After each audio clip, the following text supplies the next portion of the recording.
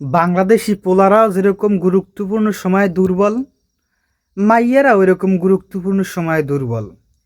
যাক মেইন কথাটা কই, কথা হইলে যাইয়া আজারবাইজানের খেলা এক এক গোলে ডোরো করলো প্রথম হাফে, দ্বিতীয় হাফে লাস্টে আইয়া তারা দেখি যে দুর্বল হয়ে গেছে। মানে কেমন জানে মাইক গেদে শক্তি গেছে গিয়া লাস্ট মুহূর্তে এই গোল খাইয়া আজারবাইজানের লাগে বাংলাদেশের মাইয়েরা ঠকছে। মাইয়ের কিন্তু সাধারণত ভালো খেলায়, আজারবাইজানের মাইয়ের যে ফিটনেস ও ধাক্কাইয়েও হালান যায় না।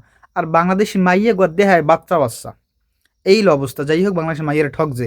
ওই দিকে দেখি আবার আয়ারল্যান্ডের লাগে সিরিজ জয়।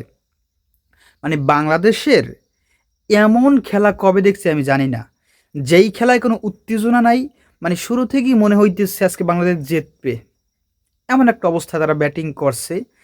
যাই হোক, মানে হার্টের রুগীরা ওই খেলা দেখতে পারবে, কোনো সমস্যা নাই। দেখছে বাংলাদেশ জিতছে, সিরিজ জয় হয়েছে, এর লিগা অভিনন্দন।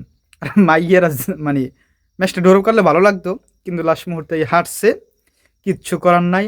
আজারবাইজান ভালো দল, তারপর খুব ডমিনেট করে খেলছে, কিন্তু লাস্ট মুহূর্তে মানে কেমন জানি এনার্জি, এদের লাস্ট মুহূর্তে এনার্জি থাকে না।